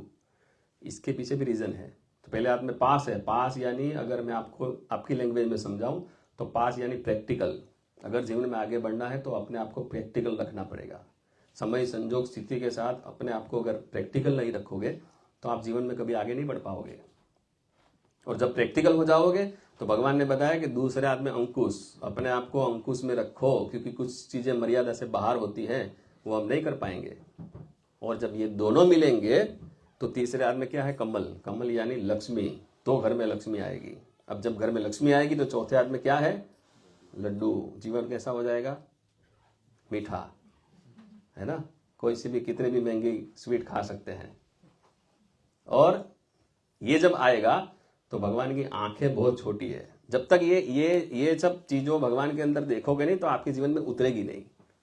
भगवान गणेश जी को तो हम बहुत पूछते हैं, बहुत ध्यान लगाते हैं, लेकिन ध्यान के पीछे का जो रहस्य है इसे ही समझना होता है। तो जब हम भगवान की मूर्ति देखते हैं, बहुत बड़ी है लेकिन उनकी आंखें बहुत छोटी है। हाथी कितना बड़ा है लेकिन उनकी आंखें बहुत छोटी है। लेकिन साइंटिफिकली भी वो प्रूफ है, और शास्त्र भी ऐसा कहता है कि अगर चींटी भी पास में जा रही है ना तो हाथी को इतनी बड़ी बड़ी दिखती है। ऐसा नहीं है कि उनको चींटी नहीं दिखती है, ये विशेषता है। तो भगवान गणेश जी जो है वो हमें जीवन में ये दिखाते हैं कि आज का है तो कल का सोचो, कल का है तो मंथली, और मंथली है तो ईयरली। तब आपका विजन जब बड़ा होगा तो आपके जीवन में कुछ आप कर पाओगे। जब आपका विजन ही छोटा है, आज किया और आज ही उड़ा दिया और कल फिर देखेंगे कल क्या होना है, कभी जीवन आगे नहीं बढ़ सकते। तो उनकी आंखें बहुत छोटी है, लेकिन बताना चाहते हैं कि जीवन में विजन बहुत 20 कोस दूर देखो, आगे का सोचो, फ्यूचर क्या है इसके बारे में सोचो। फिर जब आंखें छोटी है तो उनके कान बहुत बड़े हैं। हमारे कान बहुत छोटे होते हैं लेकिन हाथी के कान बहुत बड़े होते हैं, और ऑलवेज चलते रहते हैं। ये कहना ये चाहते हैं कि जीवन में अगर आगे बढ़ना चाहोगे तो बहुत सारे लोग आएंगे जो तुम्हें रास्ता भटकाने के लिए बातें बोलेंगे, झगड़ा करवाने के लिए बातें, क्योंकि आपको निकालना है ना कहीं से, तो कुछ बातें तो ऐसी डालनी पड़ेगी जो तुम वहां से डाइवर्ट हो जाओगे। तो तुम्हारे कान में बहुत सारी चीजें जाएगी, लेकिन तुम्हें क्या करना है ये तुम्हें डिसाइड करना है। तो जो यहां से सुना अच्छा लगा तो पेट में गया, बाकी बाहर। और ज्यादातर घर जो है ना वो ऐसे ही टूटते हैं, यहां से ही। जीवन में सबसे ज्यादा शुरुआत कान में कुछ डाला और शुरुआत हो गई, इसने तो ऐसा कहा था, इसने तो ऐसा कहा था, और जीवन पूरा निरर्थक हो जाता है। और जब अगर उस अच्छी चीजों को पेट में डालोगे तो भगवान का पेट लंबोदर बोलते हैं हम। तो मतलब इसका बड़ा मतलब ये नहीं कि इतना बड़ा पेट बनाओ, इसका मतलब ये है कि आपकी बात मेरे पास आई तो मेरे से फिर यहाँ नहीं जाएगी, उनके पास गई तो वहां से वहां नहीं जानी चाहिए। बातों को अंदर समाना, ये आज के ज़माने में बहुत रेयर है कि पाचन हो सके किसी की बातों का, और मौका देखते हैं कि इनकी बात सुन लूँ और फिर वहाँ से वाया वाया बहुत बहुत बड़ा गेम हो जाए, है ना। ये जीवन की आज की स्थिति है। तो भगवान कहते हैं कि लंबोदर, जो जो जरूरी है उसको अपने अंदर समा के रखो। फिर भगवान की नाक बहुत बड़ी है, यहाँ बहुत बड़ा क्वेश्चन मार्क है। तो क्यों बड़ी नाक हो गई? इसीलिए मैंने बोला ना कि भगवान जब आपको जीवन देते हैं तो इसीलिए देते हैं कि जीवन में कुछ करके जाओ, कुछ ऐसा करके जाओ कि लोग याद करें। तो भगवान गणेश जी ने क्या किया? छोटी सी गलती की। हम गलती बोलते हैं लेकिन गलती है नहीं, लेकिन वो गलती में भी बहुत बड़ा सुख था। तो वो गलती थी भगवान शिव से लड़ाई। किससे लड़ाई? देवाधिदेव से। जब लड़ाई की तो मस्तक काट दिया, लेकिन मस्तक काट दिया तो गणेश जी का नाम कितना बड़ा हो गया। नाम मतलब आज सबसे पहले गणेश जी को याद करना पड़ेगा आपको, तो कितना बड़ा स्थान दे दिया। तो जीवन में गलती भी ऐसी करो कि जिससे दूसरों का अच्छा होगा और आपके जीवन में आपको स्थान बहुत बड़ा मिलेगा। तो गलती के भी प्रकार होते हैं, गलती भी ऐसे की जाती है। किसी के लिए, किसी अच्छे के लिए आपने कुछ गलत किया है तो वो गलत नहीं बोला जाता, वो अच्छा बोला जाता है, क्योंकि किसका हित हो रहा है पीछे। तो भगवान ये कहते हैं कि जीवन में अगर कुछ करना चाहते हो तो अपनी भक्ति को बढ़ाओ और तब तुम्हारा नाम बहुत ऊपर जाएगा। तो इसीलिए भगवान का नाक बहुत बड़ा है। हम बोलते हैं ना कि ये तो बहुत बड़ी हस्ती है। वो कब बनेगा? कि जब आपके पास ये सब कुछ आपके अंदर है तब आपका ये नाम बनेगा। और जब नाम बनेगा तो भगवान की 2 पत्नी है, क्या नाम है? आप बोले रिद्धि और सिद्धि। सिद्धि को बोलते हैं डिग्री और रिद्धि को बोलते हैं बैलेंस।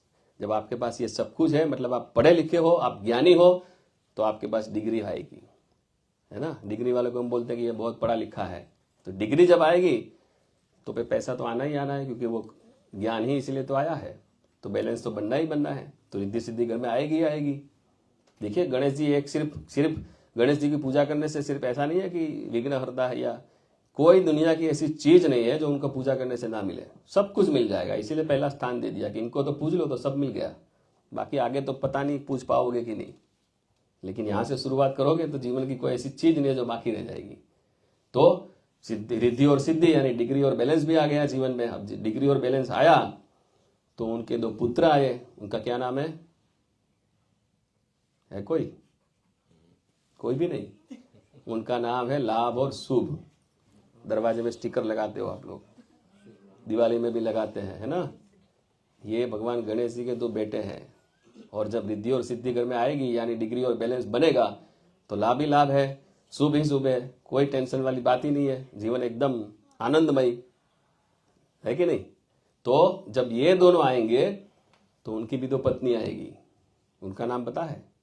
जब लाभ शुभ पता नहीं है तो उनका नाम कहां से पता होगा। उनकी पत्नी का नाम है पुष्टि और तुष्टि। मतलब घर जो है वो हेल्थ एंड वेल्थ से भरा रहेगा। और जब पुष्टि और तुष्टि आएगी तो उनके भी 2 बेटे आएंगे। उनका क्या नाम है? उनका नाम है आनंद और प्रमोद। क्या नाम है? आनंद और प्रमोद।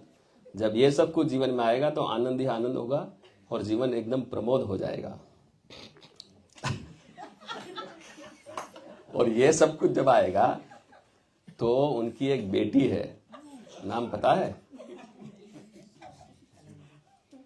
उनकी बेटी का नाम है संतोषी माँ।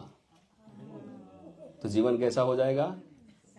एकदम सेटिस्फाइड, ऑल सेट, कोई भी प्रकार की चिंता नहीं। तो ये मुझे भी बहुत हंसी आ रही है।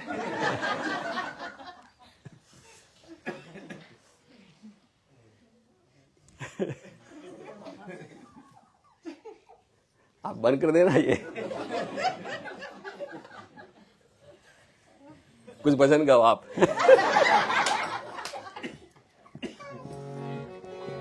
देखो अभी हंसी नहीं आएगी।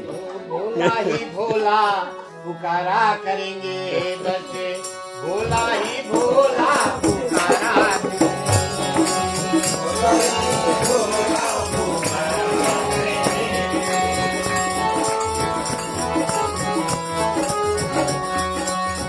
एक दिन मिलेंगे वो भोला भंडारी, एक दिन मिलेंगे वो भोला भंडारी, एक दिन मिलेंगे वो भोला भंडारी, भोला भंडारी। प्रेम से मंदिर में हम, प्रेम से मंदिर में बैठाया करेंगे, भोला ही भोला पुकारा करेंगे, भोला ही भोला पुकारा करेंगे।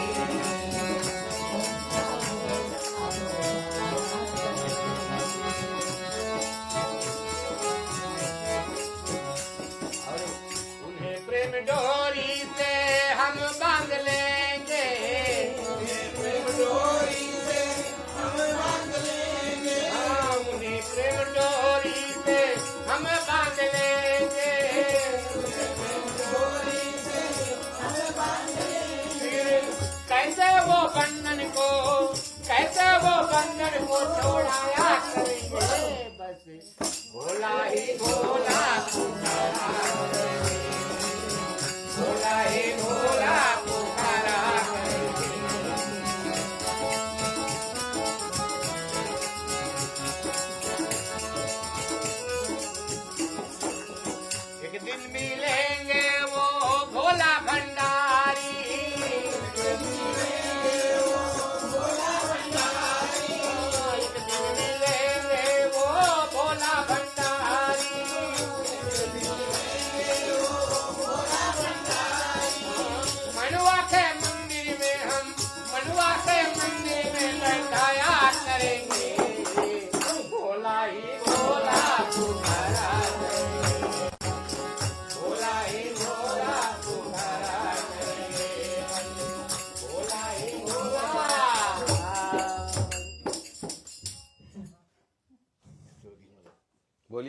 क्या बोलना चाहते हैं?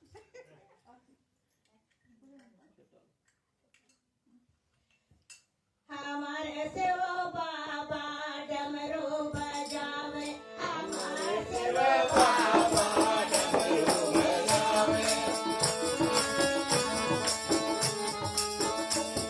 हमारे से वो बाबा डमरू बजावे, हमारे से वो बाबा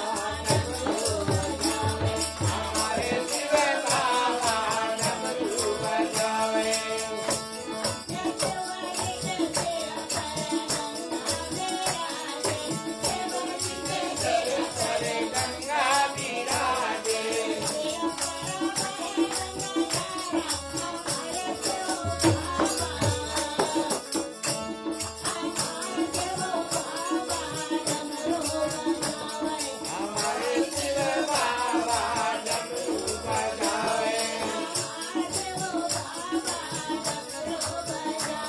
हमारे से वो बाबा डमरू बजावे।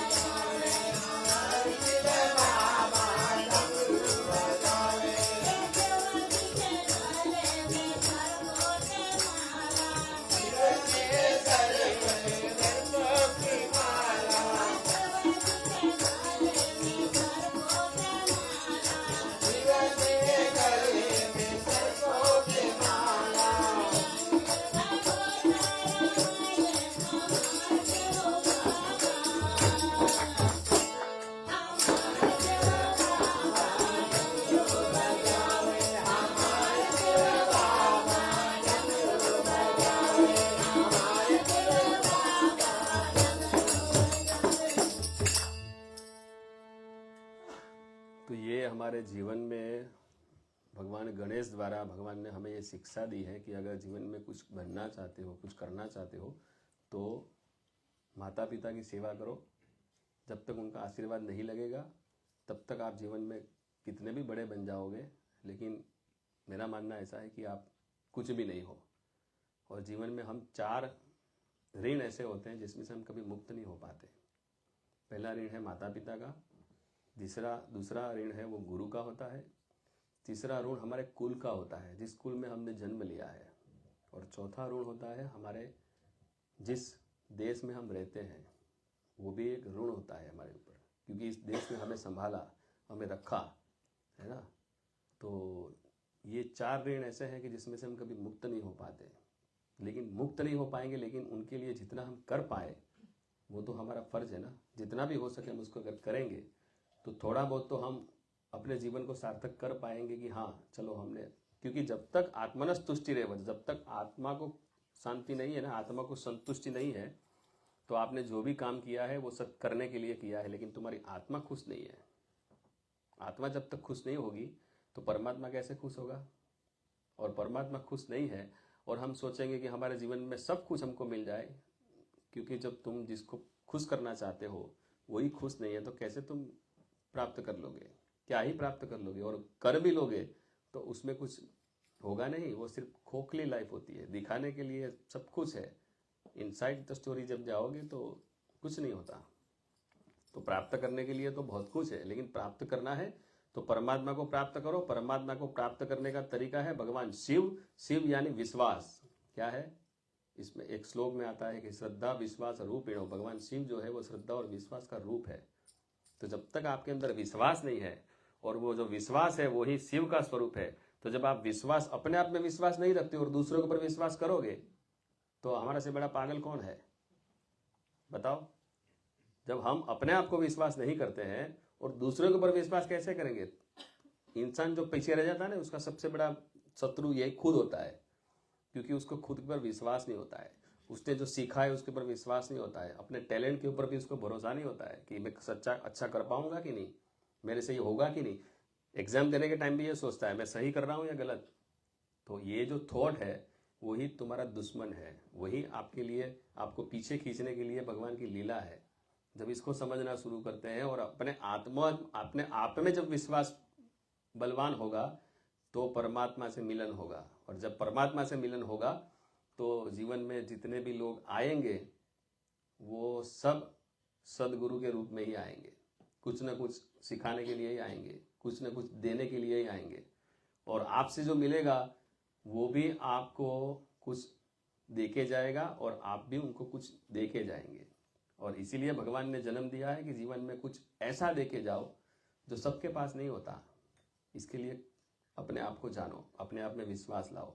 इतना पूरा भगवान गणेश जी के बारे में बता दिया, किसी का कोई क्वेश्चन नहीं आया कि सब कुछ तो आपने समझा दिया लेकिन एक चीज नहीं समझाई है। किसी को ध्यान में है? नहीं ना। इससे हमारे गुरुजी सिखाते थे कि जब हम सीखते थे कुछ भी तो एकदम सीरियस ये सब बातें चल रही थी और ऐसी मजाक की बात बीच में आ गई, जो पहले सीखा था वो सब चला गया, पूरी स्टोरी खत्म हो गई। तो भगवान गणेश जी को आपने जान लिया, लेकिन भगवान गणेश जी ने वाहन बनाया उंदर को, मूषक। इसको तो किसी ने पूछा नहीं कि इसका क्या मतलब है। जब सब कुछ समझा दिया तो बाकी ये रहा, तो इसका क्या मतलब है। तो भगवान कहते हैं कि जब आपके अंदर ये सब कुछ आ गया तो जीवन है ना वो मूषक जैसा बनाओ। इसका मतलब क्या कि अगर मूषक को आप पिंजरे में डाल दोगे ना तो भी वो शांति से बैठेगा नहीं। आप देख लेना ऐसे ऐसे ऐसे ऐसे नॉन स्टॉप घूमता रहेगा। और जब डिसाइड कर लेगा कि गुरुजी के स्टोरवेल में 5 दिन के बाद घुसना है, मतलब समझो फूंक मारते मारते धीरे धीरे धीरे अपना काम करते अपनी जगह बना के वो घुस जाएगा। ये है मूषक का काम, ये हमारे जीवन में उतारना है कि अगर हमारे लक्ष्य को पाना है तो उसकी गति से काम करो। और जीवन में कितना भी मिल जाए, कितनी भी अवस्था हो जाए, कितना भी उम्र हो जाए, लेकिन अपने आप को ऑलवेज एक्टिवेट रखो कभी भी, क्योंकि संतुष्टि कुछ चीज़ों से नहीं होनी चाहिए, है ना। अपने आप को जब तक एक्टिवेट नहीं रखोगे तो फिर साधु बोलते ना शैतान, खाली दिमाग, शांति से बैठ गए मतलब कुछ ना कुछ चलेगा। तो इसीलिए भगवान कहते हैं कि सब कुछ होने के बाद भी अपने आप को ऑलवेज एक्टिव रखो। जब तक ये है आपके जीवन में तो आप किसी को भी परेशान नहीं करोगे, ना खुद परेशान होंगे, ना कोई तकलीफ। क्योंकि जब हम बैठ जाएंगे तो फिर हमको बैठे बैठे खाना भी तो चाहिए, तो परेशानी दूसरों को शुरू हो जाएगी। तो वहाँ से तो सब शुरू होता है। तो ये हमारे जीवन में भगवान, इसलिए मैं ये बोल रहा हूँ कि भगवान ने जो दीक्षा दी गणेश जी को, है ना, वहाँ से जो हमें ये सीखना है कि हमारे जीवन में भी हमारे गुरु जो बैठे हैं घर में, पहले इस गुरु की पूजा करो, बाद में जो तुम्हें शिक्षा दी है उस गुरु की पूजा करो। और बाद में हमारे जीवन में आने वाले कुछ ऐसे लोग भी होते हैं जिससे हमने कुछ सीखा नहीं है, लेकिन उनके साथ एक्सपीरियंस ऐसे कर लिए कि वो गुरु मानना पड़ेगा कि हाँ ये मुझे टोपी पहना के गया, लेकिन उससे हमें कुछ ना कुछ एक्सपीरियंस ऐसा हुआ कि आगे जाके हम कभी ठोकर नहीं खाएंगे। तो इसे भी नेगेटिव साइड से भी देख सकते हैं, पॉजिटिव साइड से भी देख सकते हैं। हर एक चीज में नेगेटिव एंड पॉजिटिव है। हारमोनियम में भी पॉजिटिव एंड नेगेटिव है, बेलपत्र में भी पॉजिटिव नेगेटिव। जीवन की कोई चीज ऐसी नहीं है जिसमें नेगेटिव एंड पॉजिटिव थिंग्स नहीं है। हर एक चीज में, छोटे छोटे कण में भी है। वो छोटा सा कण अगर अग्नि वाला है और सूखे जंगल में गया तो पूरे जंगल को खराब कर बिगाड़ मतलब जला देगा। तो नेगेटिव एंड पॉजिटिव हर एक में है। और जब आप, कल हम बता रहे थे भस्म के बारे में, भस्म जब हम शरीर में लगाते हैं, भस्म का एक एक कण है वो एक एक लिंग स्वरूप है, इसीलिए भस्म पूरे भगवान पूरा लगा के बैठते हैं। और जो नागा साधु होते हैं पूरे भस्म से भूत होते हैं, क्योंकि वो खुद को अपने आप को शिव मानते हैं और उनके अंदर शिव विराजमान होते हैं।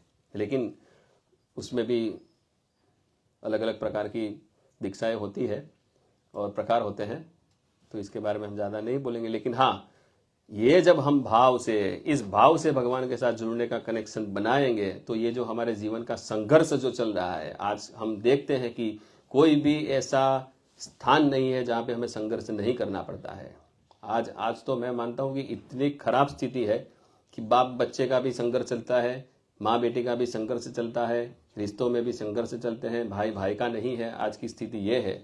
तो ऐसे संघर्षमय जीवन में हम अपने आप को कैसे रखें, कैसे अपने आप को, फिर फ्रस्ट्रेशन तो होना ही है, अपसेट तो होंगे ही, डिप्रेशन तो आएगी ही, क्योंकि हम उस चीज़ को समझ नहीं पाए हैं जो सबके अंदर बैठा है और हमारे अंदर भी बैठा है। जब तक हम नहीं समझ पाएंगे और दूसरों के पास से अपेक्षा रखेंगे कि ये मुझे समझता ही नहीं है, मुझे कोई समझता ही नहीं है, कौन समझेगा? जब तुम अपने आप को नहीं समझोगे तो दूसरा तो कैसे समझ पाएगा?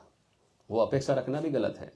तो ये संघर्षमय जीवन में जब हम अपने आप को संभालना सीख जाएंगे, अपने आप को जानना सीख जाएंगे, मैं कौन, मैं क्यों, मैं किस लिए, जब ये सब चीज़ें आपके जीवन में प्रश्न उठेंगे और जब उसके ऊपर एनालाइज करना शुरू करेंगे, तो मुझे लगता है कि जब आपको गुरु क्या है ना वो समझ में आएगा। और ये सब रास्ते सिर्फ गुरु के सिवा कोई नहीं दिखा सकता। और जब गुरु हम किसी को धारण नहीं कर सकते हैं तो साक्षात शिव ही हमारे गुरु हैं। और इसीलिए भगवान शिव का समय भी आ रहा है, सावन मास नजदीक आ रहा है, कल ही शुरू हो जाएगा। पूर्णिमा से ही शुरुआत होती है, पूर्णिमा से पूर्णिमा, हमारे वहाँ अमावस्या से अमावस्या होता है। तो फर्क 15 दिन का होता है, लेकिन कल से ही उसका आरंभ हो रहा है। तो कहीं ना कहीं मुझे लगता है कि आपको भगवान शिव कुछ संकेत दे रहे हैं कि अपने जीवन में इस श्रावण मास में कुछ ऐसा करें ताकि आप, क्योंकि आप करेंगे ना तो आपके बच्चे देखेंगे तो वो भी करना शुरू करेंगे। जब तक आप ही नहीं कर रहे हो तो, क्योंकि हम अब जब बोल रहे हैं कि माता पिता गुरु है, तो जब माता पिता गुरु है तो उनको भी गुरु तरह रहना पड़ेगा ना। जब माता पिता ही गुरु तरह नहीं रहेंगे और वो उनकी स्टाइल ही ऐसी है, उनका लाइफ स्टाइल ही ऐसा है, तो फिर बच्चे तो फिर क्या ही सीख लेंगे? वो तो उनकी भी गलती नहीं है ना, क्योंकि उनको तो कोमल है, उनको जो दोगे वही वो एक्सेप्ट करते हैं, वही वो सोचते हैं, वही वो करते हैं। तो इसीलिए सबसे पहली शुरुआत हम अपने आप से करें, खुद से करें। और ये संघर्षमय जीवन को अगर आसान करना चाहते हैं तो भगवान की भक्ति करें। और भक्ति के बिना सिवा कोई, जब भक्ति करोगे ना तो ज्ञान भी आएगा, वैराग्य भी आएगा। क्यों आएगा पता है? ये कौन है? ज्ञान, वैराग्य और भक्ति कौन है? इसके बारे में थोड़ा आपको नॉलेज हो है। जो भक्ति है वो माँ है और ज्ञान और वैराग्य उनके बेटे हैं। जब तक ज्ञान वैराग्य तभी आएंगे जब भक्ति है, तभी तो बच्चे आएंगे। माँ है तो बाकी थोड़ी ना बच्चे आएंगे। तो पहले भक्ति जीवन में लाओगे तो ज्ञान भी आएगा, और जब ज्ञान आएगा तो सब कुछ पता चल जाएगा कि इस जीवन की सत्यता क्या है, तब वैराग्य शुरू होगा। इसके बिना वैराग्य नहीं आएगा। वैराग्य तो बहुत सारे आते हैं आजकल के, चाय नहीं पीऊंगा आज से मैं, ये वैराग्य थोड़ी ना है बोलने के लिए, लेकिन पीछे तो चाय पी लेते हैं। तो ज्ञान और वैराग्य भक्ति के बिना कभी पनप नहीं पाएंगे। और वो भक्ति जो है वो ही हमारे जीवन का सार है। अगर कुछ जीवन में करना मानते हो, करना चाहते हो, तो भक्ति शुरू करो। और भक्ति शुरू करने के लिए कोई वेद पढ़ने की जरूरत नहीं है, कोई शास्त्र जानने की जरूरत नहीं है, ना कोई बड़े बड़े गुरुओं के साथ सत्संग करने की जरूरत है। भक्ति का प्रकार ये है कि जब आप भगवान के सामने बैठ गए और भगवान को बोल दिया कि मुझे कुछ नहीं आता, तू मुझे जो प्रेरणा करेगा वो मैं करूंगा, जो मेरी मति है उसे मैं उस हिसाब से मैं करूंगा। जहां सुमति तहां संपत्ति नाना, जहां कुमति तहां विपत्ति निदाना। तो जैसी अगर सुमति है तो मैं एकदम सही से होगा, कुमति है तो फिर बताने की जरूरत ही नहीं है। तो भगवान के पास अगर मांगना है तो ऑलवेज भक्ति मांगे। और भक्ति से ही आज तक जितने भी भगवान प्राप्त हुए हैं वो भक्ति से प्राप्त हुए। ज्ञान से किसी को भगवान प्राप्त नहीं हुए। ज्ञान जब आएगा तो द्वंद्व बहुत आएंगे, ड्यूअलिटी, क्योंकि ज्ञान को पचाना बहुत मुश्किल है, बहुत मुश्किल, यानी सबसे बड़ा कठिन। इसीलिए पहले के समय में वाद विवाद होते थे। किसके ऊपर होते थे? ज्ञान के ऊपर। एक टॉपिक ले लिया, उसके ऊपर जितना बोलना चाहे, जितना आप बोलेंगे ऐसा है, मैं बोलूंगा ऐसा है, ये ज्ञान विवाद से होता है। ये विवाद जब होता है तो वो ज्ञान कहीं कुछ काम का नहीं है। और भगवान गणेश जी तो ज्ञानमयो विज्ञानमयो सी, ज्ञान भी देंगे और विज्ञान भी देंगे। विज्ञान यानी साइंस है ना। तो साइंस जो भी है वो सब हमारे शास्त्रों से आया हुआ है और इसी साइंस में हम जी रहे हैं। हमारे पल पल में साइंस हमारे से जुड़ा हुआ है, हमारे एक एक अंग में साइंस घुसा हुआ है। तो इसी साइंस को हम, विज्ञान को देखें, लेकिन ज्ञान से नहीं भक्ति से देखें, तब वो साइंस समझ में आएगा। बाकी हम लोग जीवन में इतना प्रयास करते हैं कुछ चीज़ों को पाने के लिए, पागलों की तरह कोशिश करते हैं, लेकिन हमें कभी भी वो चीज़ें प्राप्त नहीं होती हैं, क्योंकि इसके पीछे हमारी भक्ति नहीं होती है। सिर्फ प्रयास है पाने का, लेकिन एम क्या है वो तो पता ही नहीं है, लक्ष्य क्या है वो तो ज्ञान ही नहीं है। तो इस संघर्षमय जीवन में और कष्टमय जीवन में अगर सुखमय जीवन जीना चाहते हो तो इसके लिए श्रेष्ठ उपाय है भक्ति और भक्ति करने का समय नजदीक आ रहा है। श्रावण मास कल से शुरू हो रहा है और इसमें आप भगवान शिव की उपासना जरूर करें, भगवान शिव का नाम स्मरण जरूर करें, जितना भी हो सके समय अनुसार जितना भी आप कर सके। भगवान कभी नहीं कहता कि तुम 10 घंटा मेरे सामने बैठे रहो, जितना भी समय मिलता है जो भी आप कर सकते हो वो भक्तिमय होके करो। फिर उस समय में कोई बीच में नहीं आना चाहिए। 5 मिनट तो 5 मिनट, 5 मिनट में फिर बीच में कोई नहीं आना चाहिए। मैं हूं और मेरा भगवान है। जब ये भाव आएगा तो वो भक्ति शुरू होगी।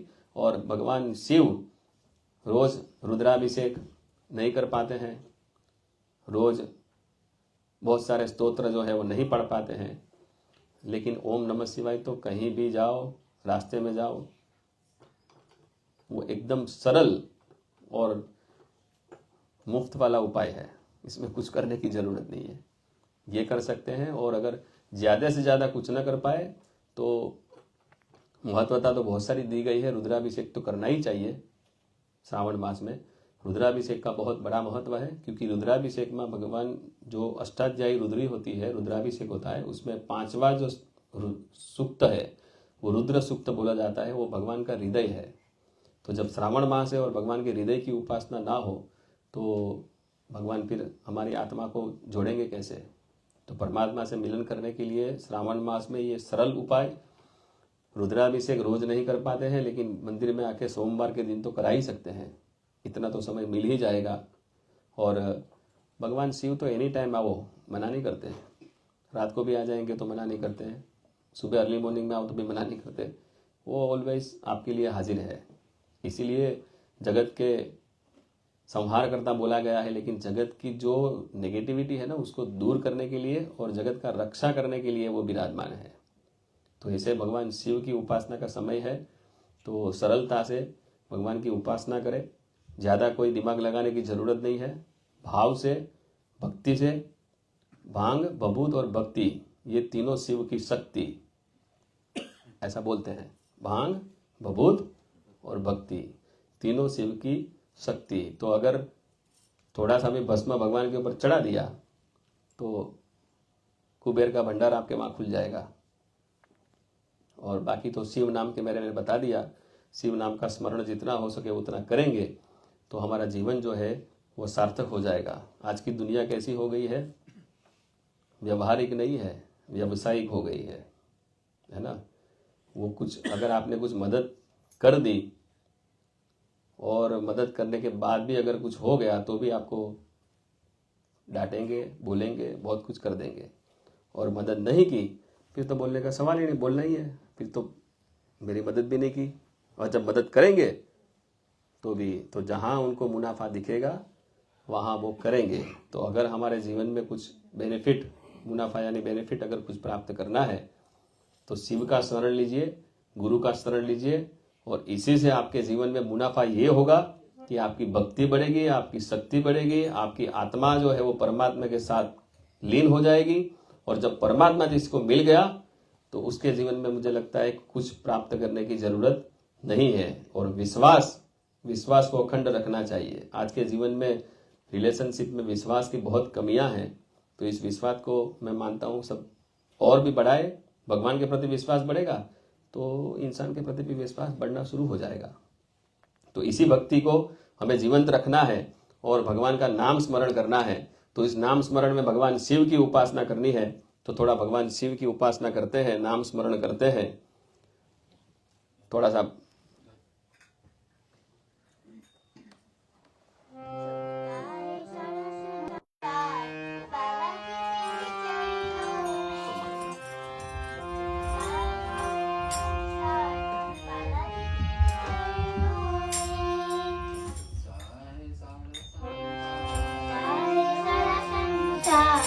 बालाजी तेरे चरणों में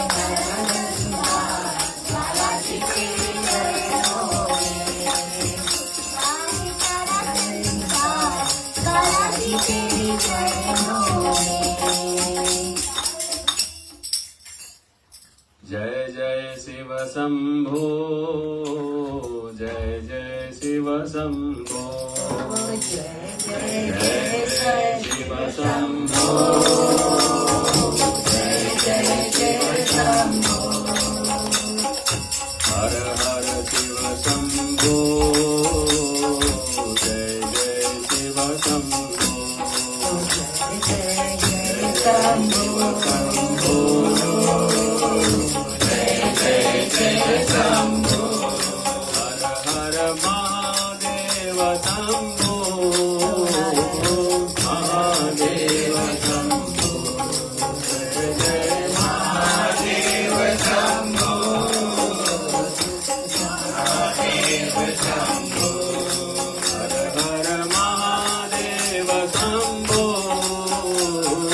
महादेव शंभो, जय जय महादेव शंभो, महादेव शंभो, जय जय शिव शंभो, जय जय शिव शंभो, जय जय शिव शंभो, जय जय शिव शंभो, हर हर महादेव शंभो, महादेव शंभो, जय जय महादेव शंभो, महादेव शंभो, जय जय महादेव शंभो, महादेव शंभो, जय जय महादेव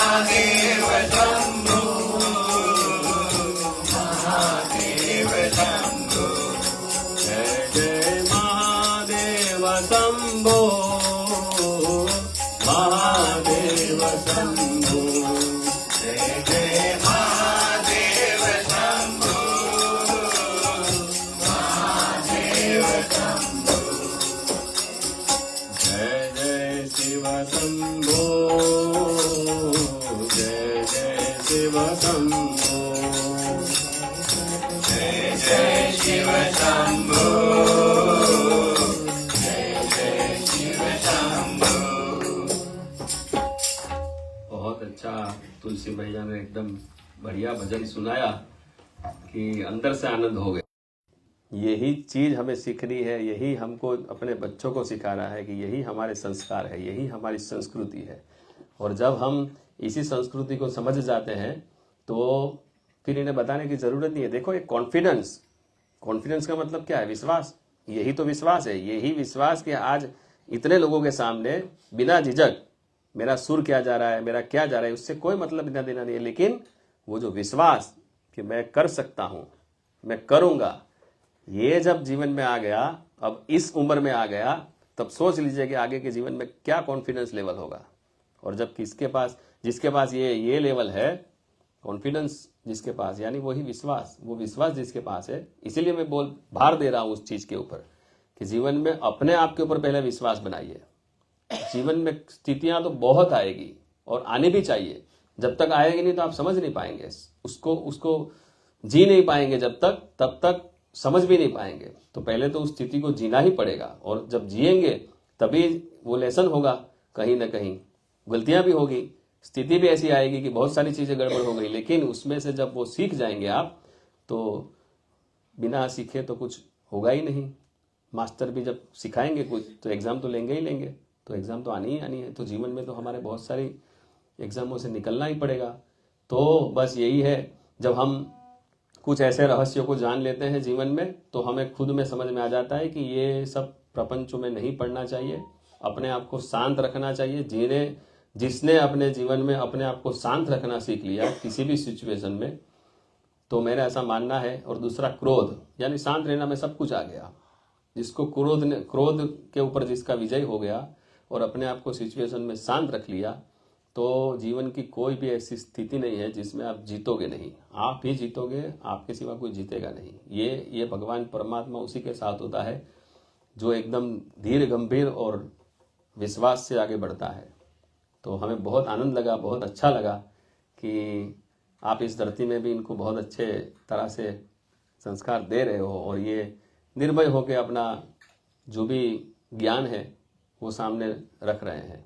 और यही हमारे जीवन का ज्ञान है। जब हम कुछ ऐसे चीज़ों को समझ नहीं पाते हैं, जब भगवान शिव रावण को जब इतना ज्ञान दे दिया, रावण को जब इतनी दीक्षा दे दी, वरदान दे दिए, कुछ भी बाकी नहीं रखा, है ना। लेकिन देखिए, उन्होंने भी वहां पे थोड़ी सी चूक हो गई थी। इसके ऊपर ध्यान जाना बहुत बड़ी बात है। तो जब भगवान शिव की उपासना की, भगवान प्रसन्न हो गए। कैसे उपासना की? अपना सर काट के दे दिया। अब बताइए, इतना बड़ा भक्त कौन हो सकता है जो इतना विश्वास कि मेरे भगवान है, वो देख रहा है, तो वो विश्वास से ही तो काट के दिया होगा। तो जब सर काट के दिया तो भगवान ने कहा, अरे तू मेरा तो प्रिय भक्त है, वापिस दे दिया, वापिस दे दिया, वापिस दिया, 10 बार दे दिया, है ना। जब 11वीं बार सर दिया तो काट के नहीं दिया, देना चाहिए था। तो अब सोचिए, भगवान रावण, हम सोचते हैं कि भगवान रावण को किसने मारा? सब बोलेंगे भगवान श्री राम ने मारा। श्री राम ने, हम देख रहे हैं श्री राम ने ही मारा। लेकिन इसके पीछे आप जाएंगे तो भगवान राम तो माध्यम बने थे, लेकिन अगर उनको मारने के लिए कोई आगे बढ़ा तो वो है हनुमान जी। कौन है?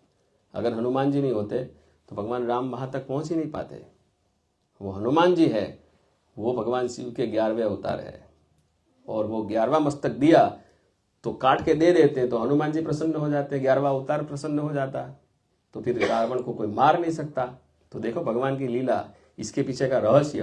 तो भगवान भी लीला रखते हैं ना, वहां कुछ ना कुछ कमियां दे देते हैं कि अगर तुम हो जाओ तो फिर मेरा चांस गाएगा, भगवान हो जाओगे तुम। और आजकल दुनिया में सब अपने आप को भगवान की तरह पूजे जाते हैं, भगवान मान देते हैं और भगवान की तरह पूजे जाते हैं। लेकिन जब इसके पीछे का रहस्य आप ढूंढने जाएंगे, रहस्य को समझने जाएंगे, तो रावण को मारने के लिए हनुमान जी अगर आगे नहीं आते तो भगवान राम वहां तक पहुंच नहीं पाते। और भगवान राम वहां तक पहुंचते नहीं तो ये रामायण का चैप्टर पूरा नहीं होता, रामायण जैसा ग्रंथ बनता नहीं। तो जब आपका विजन इस तरफ जाता है ना, ऐसे रहस्यों के पीछे, दिखता तो सब कुछ अच्छा है, लेकिन पीछे क्या है, इसको जब जानना शुरू करेंगे, ये कहाँ से आया, कैसे उत्पन्न हुआ, इसकी जब महत्ता समझेंगे तो जीवन के अंदर वो भगवान से जुड़ने का रास्ता है। क्योंकि हम रहस्य को नहीं देखते, हम बाहर बाहर सब चीज़ों को देखते हैं और इसी से हम आकर्षित हो जाते हैं।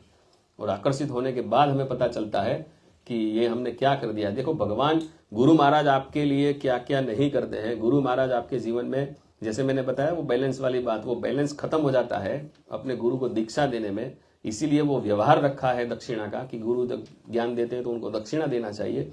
वो व्यवहार जो है एक प्रकार की एनर्जी एक्सचेंज है। हम छोटे छोटे बच्चे थे तभी हम देखते थे कि जब कोई गांव से एक लेडी आती थी सिर पे रख के, वो चने छोटे छोटे बोर लेके आती थी, बेर।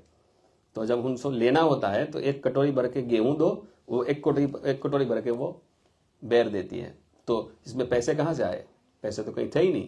पहले का व्यवहार जो है वो इसी तरह चलता था कि उसने इतने मेहनत करके वो बेर इकट्ठा किए हैं और वो बेर इकट्ठा करके हमें खाने की इच्छा हुई तो हम उनको गेहूं देंगे ताकि उनके घर में रोटी पक सके और हम बेर खा सके। एनर्जी एक्सचेंज है। और जब एनर्जी एक्सचेंज, जब गुरु आपको कुछ एनर्जी दे रहे हैं और उस एनर्जी को हम समझ नहीं पा रहे हैं, उसको वेस्ट कर रहे हैं, अगर आपके गुरु जी ने आपको कोई ज्ञान दिया है तो इसलिए दिया है कि आप उस ज्ञान से अपने जीवन को अच्छा बना सके और आपके साथ जितने जुड़े लोग हैं उनका अच्छा कर सके। इसीलिए नहीं दिया कि आप उस जीवन को बर्बाद करें और दूसरों के जीवन को भी खराब करें। तो अगर ऐसी मनसा से आप अगर कुछ ज्ञान प्राप्त करते हैं, हम बहुत सारे ऐसे लोगों को देखते हैं कि वो अपने जीवन में कुछ दूसरों का बुरा करने के लिए किसी हद तक जा सकते हैं, इतनी हद तक जा सकते हैं कि अनबिलीवेबल, हम दिमाग में उनको सोच भी नहीं आ सकती, इतने हद तक लोग जाते हैं। और जो सामने गुरु बैठा है वो आपके लिए इतनी मेहनत करता है तो उसके लिए उसके साथ भी छल किया जाता है। और दुनिया में कोई ऐसा नहीं है जो संपूर्ण है। आजकल ये भी स्थिति है कि जीवन में कोई संपूर्ण नहीं है। अगर मनुष्य शरीर मिला है तो इसमें हर एक प्रकार की चीजें होगी, तो इसमें दोष भी होगा और कभी कभी गलती भी होगी, पाप भी होगा। तो पहले के समय में ऐसा होता था कि पाप जो होते थे उसको हम एक्सेप्ट कर लेते थे कि हाँ मेरे से पाप हुआ है और उसको उजागर करते थे। आज ही सुबह मेरे किसी से बात हो रही थी, हम पाप को उजागर नहीं करते हैं, हम पाप को दबाते हैं और जितना पाप को दबाएंगे उतने पाप बढ़ जाएंगे। हम करते उल्टा है, हम पुण्य को उजागर करते हैं, जबकि पुण्य को दबाना है। जितना उसको छुपा रखोगे, गुप्त रखोगे, उतना ही पुण्य का फल मिलेगा। और हम करते हैं उल्टा, पुण्य को, अगर मैं यहाँ पे किसी को पूछूंगा कि कोई ऐसा आदमी है जो हाथ ऊंचा कर किसी ने पाप किया हो, कोई हाथ ऊंचा नहीं करेगा। मैं बोलूंगा किसी ने पुण्य किया हो तो सब हाथ खड़े हो जाएंगे, मैंने यहाँ दान किया, ये डोनेशन किया, यहाँ तख्ती लगाई, ये मंदिर बनाया, यो कर दिया। पाप के लिए कोई एक्सेप्ट करने के लिए तैयार नहीं है, लेकिन करते सब हैं। तो यही हमारे जीवन का रहस्य है। पाप को कभी भी छुपाना नहीं चाहिए, पाप को उजागर करना चाहिए। तो उसके लिए प्रायश्चित लिखे हैं, प्रायश्चित कर लेने से वो पाप दूसरी बार नहीं होगा क्योंकि आपने उजागर कर दिया। और पुण्य को उजागर नहीं करना चाहिए ताकि वो पुण्य का जो फल है वो क्षीण हो जाएगा। उसको जितना गुप्त रखोगे उतना फल पाओगे। तो ये पाप और पुण्य के बीच में ही हमारा जीवन चलता है और इसी जीवन में हम इसी तरह से फंसे हैं कि हमें रियलिटी जो है ना वो दिखती नहीं है। और रियलिटी दिखती नहीं है तो बहुत सारे लोग बैठे हैं, वेट कर रहे हैं कि आओ भाई अभी तुम्हारा ऑपरेशन रेडी, किसी न किसी तरह हो जाएगा। क्योंकि हम रियलिटी को नहीं जानते हैं, हम दिखावे को देखते हैं, हम उसकी अंतर की जो आत्मा से जो निकलने वाली चीज है उसको हम ध्यान में नहीं लेते हैं और हम उसके मुख से जो निकलता है उसको ध्यान में लेते हैं। और आजकल ज्यादातर ऐसी स्थिति हो गई है कि भगवान विश्वासघात बहुत होते हैं जीवन में, है ना। तो खास करके मेरा आप सबसे निवेदन है कि जीवन में किसी के भी साथ विश्वासघात ना करें और जीवन में आगे बढ़े, सत्यता से आगे बढ़े, भक्तिपूर्वक आगे बढ़े और जीवन को सार्थक बनाइए, निरर्थक मत बनाइए। भगवान ने आपको शरीर दिया है, वो बहुत कितने कर्मों के तब के फल होंगे जब आपको शरीर मिला है, मनुष्य शरीर मिला है। और उस मनुष्य शरीर में भी अगर आप अपने आप को उस भगवान के लिए 24 घंटे में से 24 मिनट तो दूर रही, 24 सेकंड भी नहीं निकाल पा रहे हैं, तो हम सोचना चाहिए हमें अपने आप में कि हम किस ओर जा रहे हैं और इस ओर जाने के बाद हमारा क्या होगा, इसके लिए तो हम सब जानते ही है क्या होगा। तो आज हम भगवान से आप सबके लिए भी प्रार्थना करते हैं और मैं खुद के लिए भी प्रार्थना करता हूं कि हमारे जीवन में भगवान हमें सद्बुद्धि दे, सद्मार्ग दे, सद्गुरु की प्राप्ति कराए और भगवान शिव की उपासना कराए, ताकि आने वाले समय में हम सही मार्ग में चल पाए और हमारा जीवन जो है वो सत्यता की ओर बढ़े और हमारे आने वाली जो बच्चों की पीढ़ियां हैं वो भी उसी मार्ग में चले और फिर से हमारा जो भारतवर्ष है वो विश्व गुरु बने और विश्व गुरु बनेगा।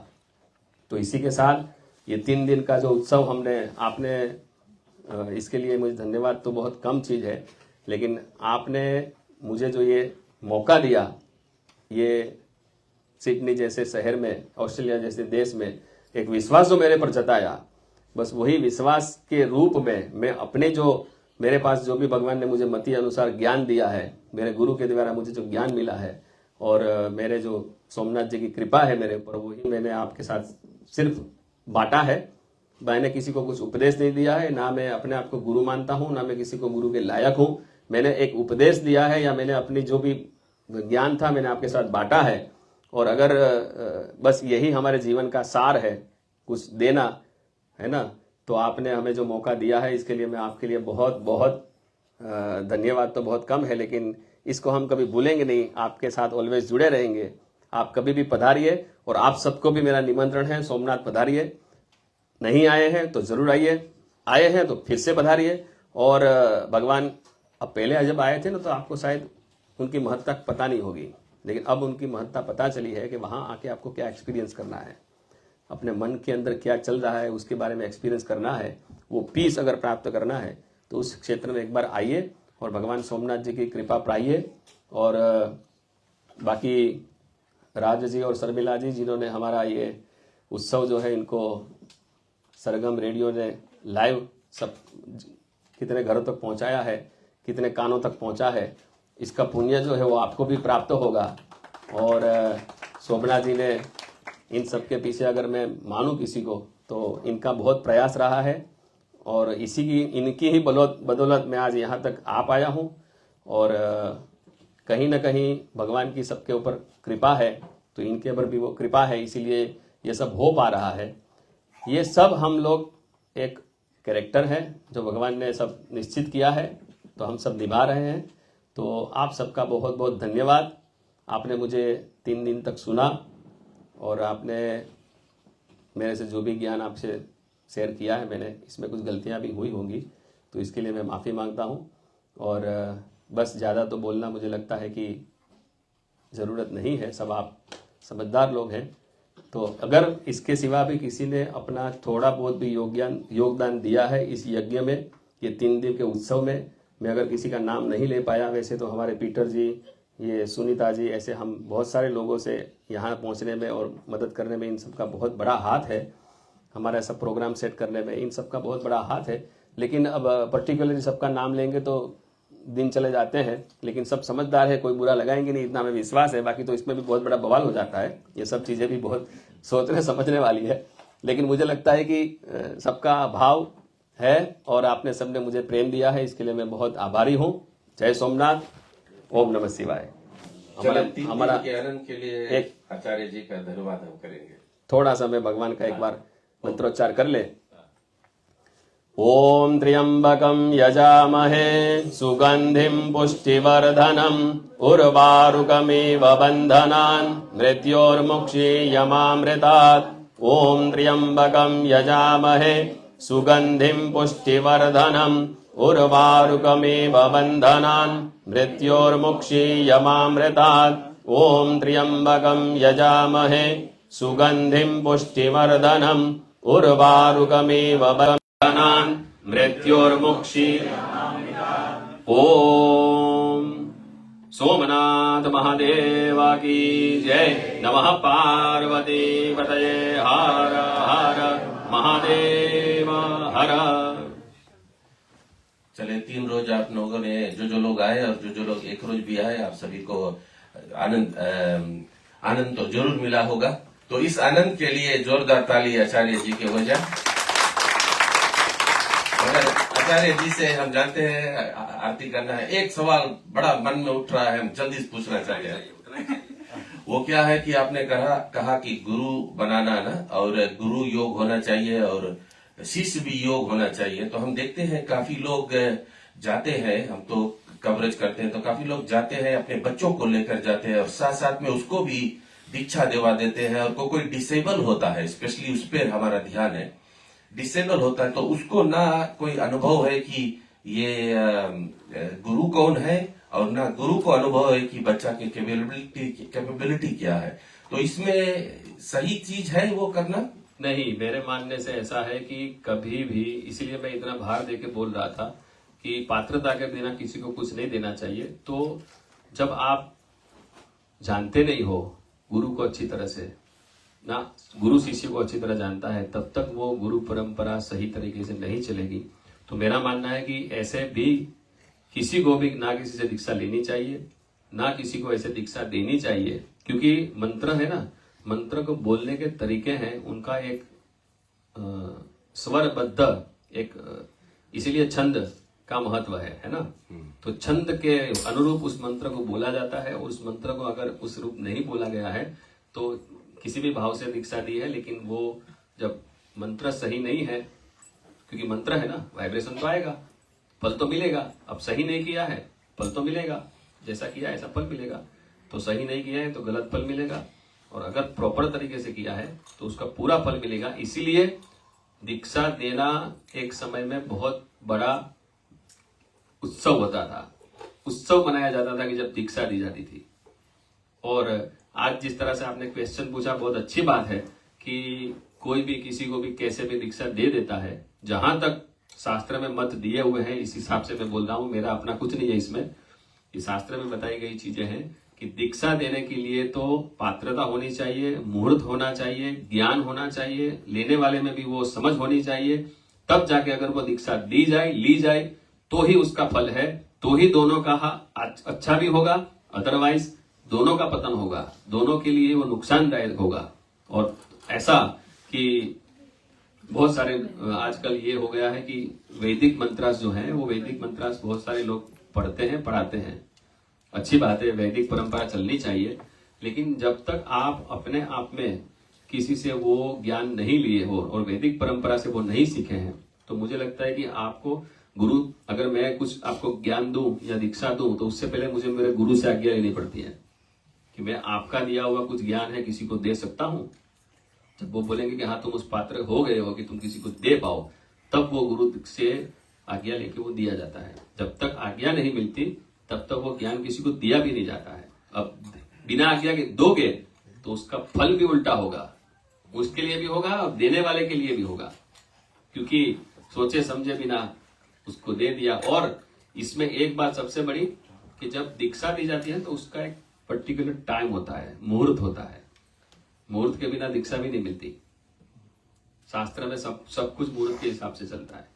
तो बिना दीक्षा, बिना मुहूर्त के दीक्षा ली भी नहीं जाती और दी भी नहीं जाती। उसके लिए भी पर्टिकुलर चीजें हैं।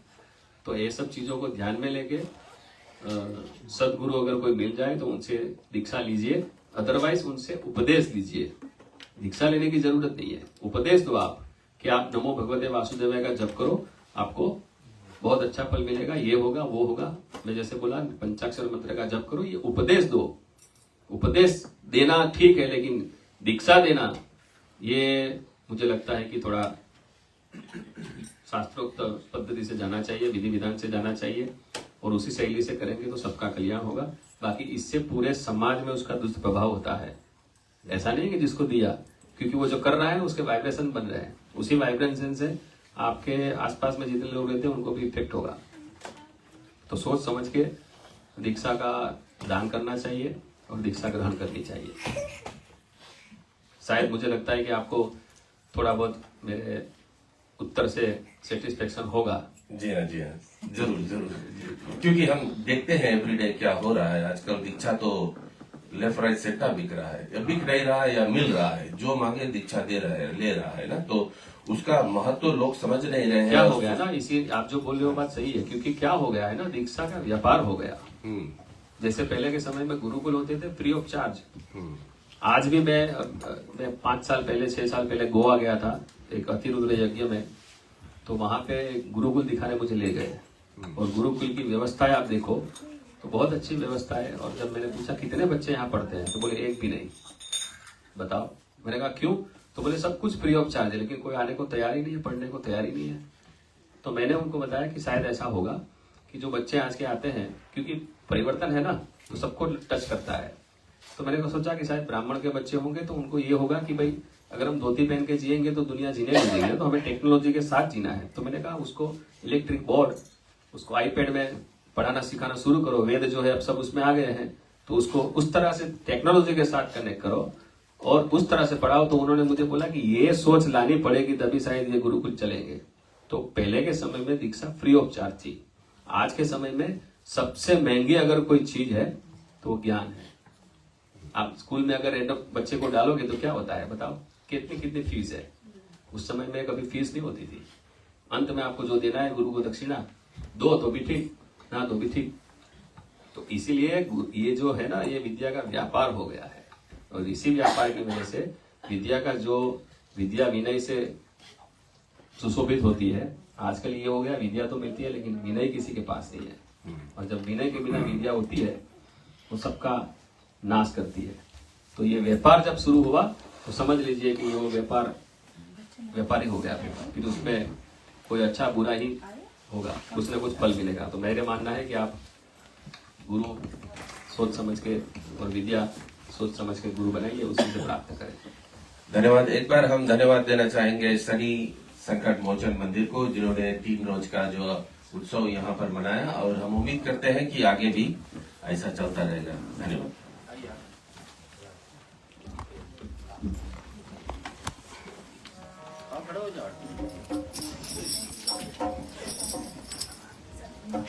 ओम जय शिव ओंकारा, प्रभु हर शिव ओंकारा, ब्रह्मा विष्णु सदा शिव, ब्रह्मा विष्णु सदा शिव, हर गांधी नारा, ओम हर हर हर महादेव। एकानंद चतुरानंद पंचानंद राधे, शिव पंचानंद राधे, हंसानंद गरुड़ासन, हंसानंद गरुड़ासन, शिवानंद साधे, ओम हर हर हर महादेव। दो भुज चतुर्भुज दशभुज रवि सोहे, स्वामी दशभुज रवि सोहे, त्रिगुण रूप निरख से, त्रिगुण रूप निरख से, त्रिभुवन जन मोहे, ओम हरे हरे हरे महादेव। हरे माला वंदे माला, वंदे माला धारी, शिव माला धारी, चंदन विकमल सोहे, चंदन विकमल सोहे, हरे जतिनारी, ओम जय हरे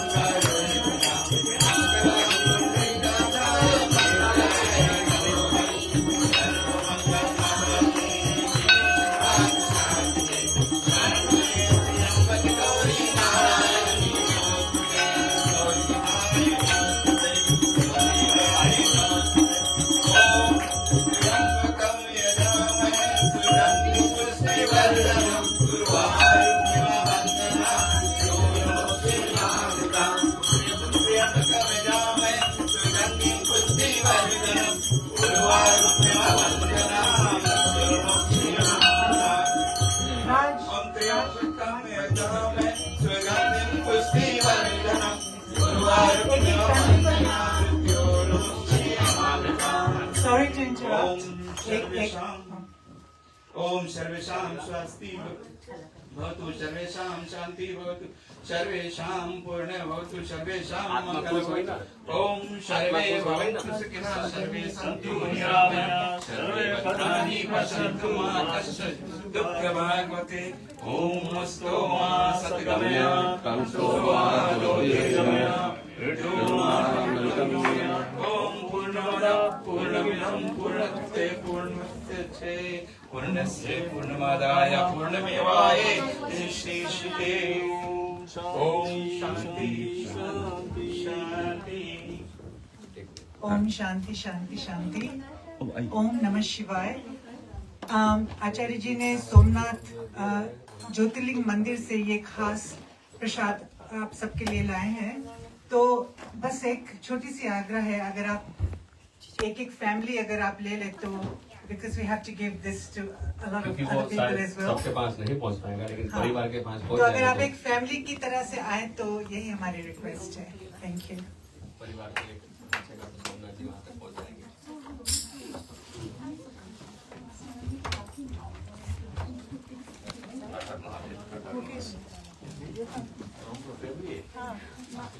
अरे नहीं friendly।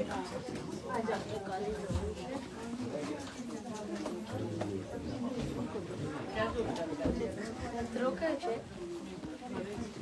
क्यों नहीं आए?